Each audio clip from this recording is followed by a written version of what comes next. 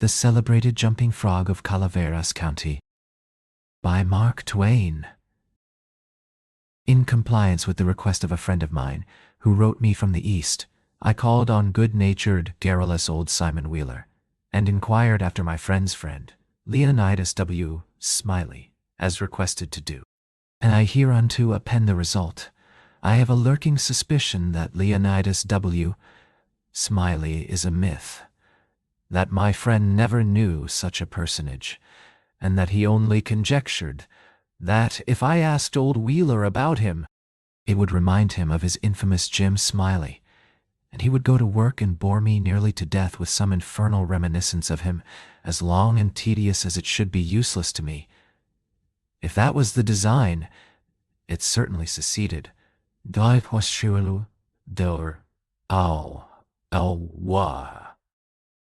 I found Simon Wheeler dozing comfortably by the barroom stove of the old, dilapidated tavern in the ancient mining camp of Angels, and I noticed that he was fat and bald-headed, and had an expression of winning gentleness and simplicity upon his tranquil countenance. He roused up and gave me good day. I told him a friend of mine had commissioned me to make some inquiries about a cherished companion of his boyhood named Leonidas W. Smiley, Rev. Leonidas W. Smiley, a young minister of the gospel, who he had heard was at one time a resident of Angel's Camp. I added that, if Mr. Wheeler could tell me anything about this Rev. Leonidas W. Smiley, I would feel under many obligations to him. Simon Wheeler backed me into a corner, and blockaded me there with his chair, and then sat me down and reeled off the monotonous narrative which follows this paragraph. He never smiled. He never frowned. He never changed his voice from the gentle flowing key to which he tuned the initial sentence. He never betrayed the slightest suspicion of enthusiasm. But all through the interminable narrative there ran a vein of impressive earnestness and sincerity, which showed me plainly that, so far from his imagining that there was anything ridiculous or funny about his story, he regarded it as a really important matter, and admired its two heroes as men of transcendent genius in finesse. To me, the spectacle of a man drifting serenely along through such a queer yarn without ever smiling was exquisitely absurd. As I said before, I asked him to tell me what he knew of Rev. Leonidas W. Smiley, and he replied as follows.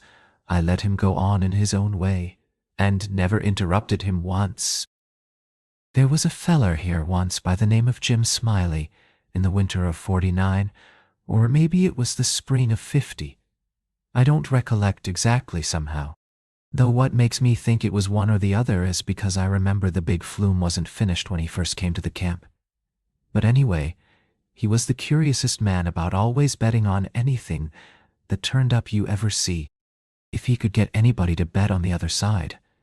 And if he couldn't, he'd change sides. Any way that suited the other man would suit him. Anyway, just so's he got a bet, he was satisfied. But still, he was lucky, uncommon lucky. He most always come out winner. He was always ready and laying for a chance. There couldn't be no solitary thing mentioned but that feller'd offer to bet on it and take any side you please, as I was just telling you. If there was a horse race, you'd find him flush, or you'd find him busted at the end of it. If there was a dog fight, he'd bet on it. If there was a cat fight, he'd bet on it.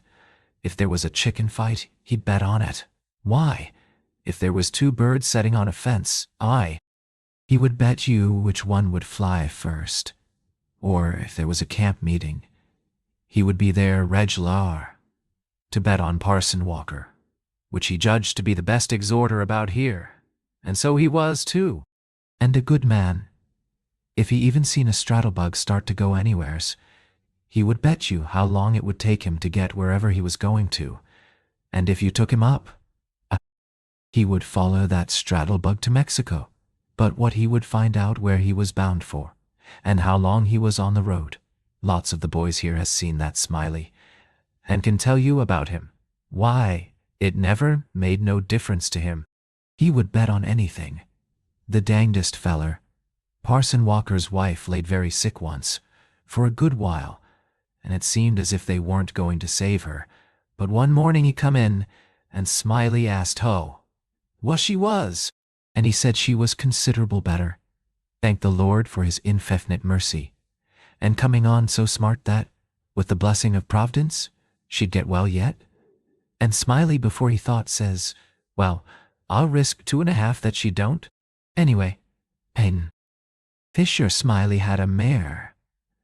The boys called her the 15-minute nag, but that was only in fun, you know, because of course she was faster than that, and he used to win money on that horse, for all she was so slow and always had the asthma, or the distemper, or the consumption, or something of that kind.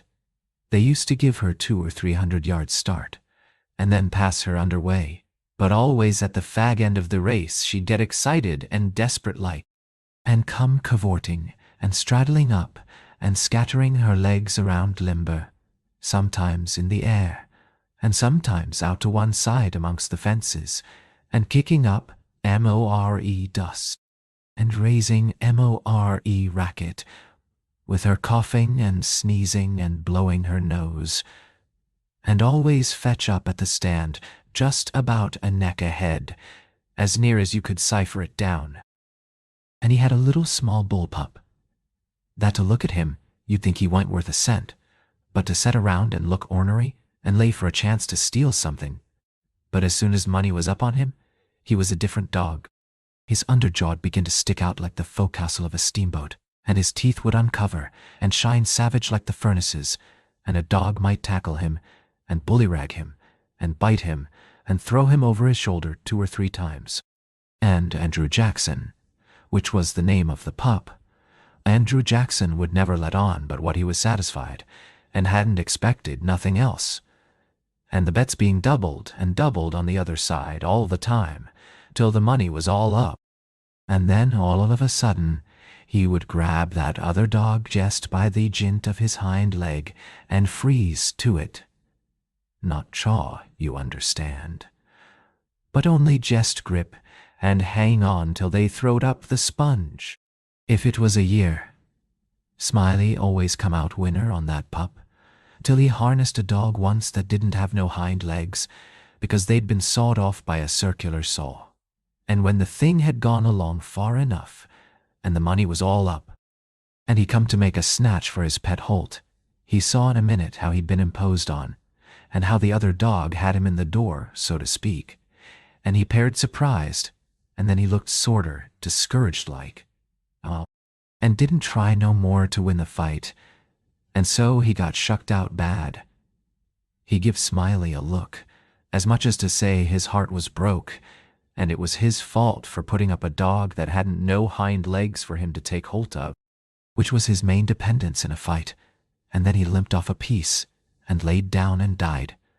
It was a good pup, was that Andrew Jackson, and would have made a name for himself if he'd lived, for the stuff was in him, and he had genius. I know it, because he hadn't had no opportunities to speak of, and it don't stand to reason that a dog could make such a fight as he could under them circumstances, if he hadn't no talent. It always makes me feel sorry when I think of that last fight of his'n, and the way it turned out. Well, Fisher Smiley had rat terriers, and chicken cocks, and tomcats, and all them kind of things, till you couldn't rest, and you couldn't fetch nothing for him to bet on but he'd match you. He catched a frog one day, and took him home, and said he calculated to educate him. And so he never done nothing for 3 months, but set in his backyard, and learned that frog to jump.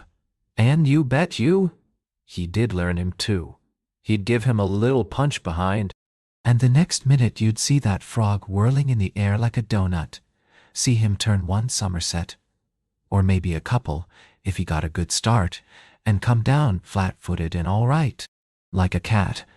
He got him up so in the matter of catching flies, and kept him in practice so constant, that he'd nail a fly every time as far as he could see him. Smiley said all a frog wanted was education, and he could do most anything, and I believe him. Why, I've seen him set Dan'l Webster down here on this floor. Dan'l Webster was the name of the frog. And sing out, flies, Dan'l, flies. And quicker'n you could wink. He'd spring straight up and snake a fly off in the counter there, and flop down on the floor again as solid as a gob of mud, and fall to scratching the side of his head with his hind foot, as indifferent as if he hadn't no idea he'd been doing any more any frog might do.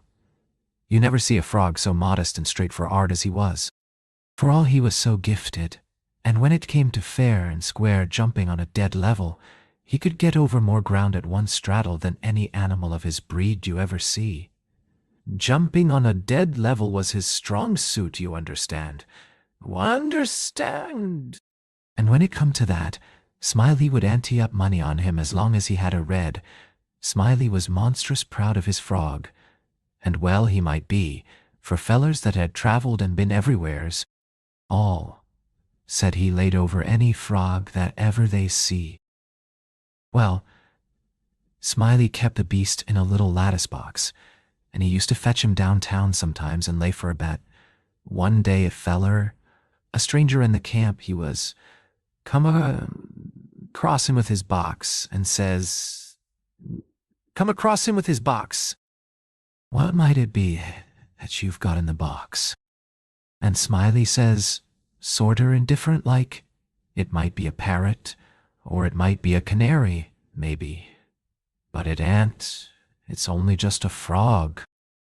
And the feller took it, and looked at it careful, and turned it round this way and that, and says, "So 'tis. Well, what's he good for?" "Well," Smiley says, "easy and careless. He's good enough for one thing, I should judge. He can out-jump every frog in Calaveras County." The feller took the box again, and took another long, particular look, and give it back to Smiley, and says, very deliberate, "Well, I don't see no pints about that frog that's any better'n any other frog." "Maybe you don't," Smiley says. "Maybe you understand frogs, and maybe you don't understand 'em. Maybe you've had experience, and maybe you ain't only amateur, as it were. Anyways, I've got my opinion, and I'll risk $40 that he can outjump any frog in Calaveras County." And the feller studied a minute, and then says, kinder sad like, "Well, I'm only a stranger here, and I ain't got no frog, but if I had a frog, I'd bet you." And then Smiley says, "That's all right. That's all right. If you'll hold my box a minute, I'll go and get you a frog." And so the feller took the box, and put up his $40 along with Smiley's, and sat down to wait. So he sat there a good while thinking and thinking to himself. And then he got the frog out, and prized his mouth open, and took a teaspoon and filled him full of quail shot, filled him pretty near up to his chin, and set him on the floor. Smiley he went to the swamp and slopped around in the mud for a long time, and finally he catched a frog, and fetched him in, and give him to this feller, and says, "Now if you're ready, set him alongside of Dan'l, with his forepaws just even with Dan'l, and I'll give the word." Then he says, 1, 2, 3, jump! And him and the feller touched up the frogs from behind, and the new frog hopped off. But Dan'l give a heave, and histed up his shoulders so, like a Frenchman. But it wa'n't no use. He couldn't budge. He was planted as solid as an anvil, and he couldn't no more stir than if he was anchored out. Smiley was a good deal surprised, and he was disgusted too, but he didn't have no idea what the matter was, of course. The feller took the money and started away, and when he was going out at the door, he sorter jerked his thumb over his shoulders. "This way, at Dan'l," and says again, very deliberate, "Well, I don't see no paints about that frog that's any better'n any other frog." Smiley he stood scratching his head and looking down at Dan'l a long time, and at last he says, "I do wonder what in the nation that frog throwed off for. I wonder if there ain't something the matter with him. He 'pears to look might baggy. He 'pears to look might baggy. Somehow, and he catched Dan'l by the nape of the neck, and lifted him up and says, "Why, blame my cats if he don't weigh 5 pound," and turned him upside down, and he belched out a double handful of shot, and then he see how it was. And he was the maddest man. He set the frog down and took out after that feller, but he never catched him. And here Simon Wheeler heard his name called from the front yard, and got up to see what was wanted. And turning to me as he moved away, he said, "Just set where you are, stranger, and rest easy." But, by your leave, I did not think that a continuation of the history of the enterprising vagabond Jim Smiley would be likely to afford me much information concerning the Rev. Leonidas W.A. Leonidas W. is Smiley, and so I started away. At the door, I met the sociable Wheeler returning, and he buttonholed me and recommenced. "Well, Fisher Smiley had a yaller one-eyed cow that didn't have no tail, only just a short stump like a banana, and hang Smiley and his afflicted cow," I muttered good-naturedly, and bidding the old gentleman good day, I departed.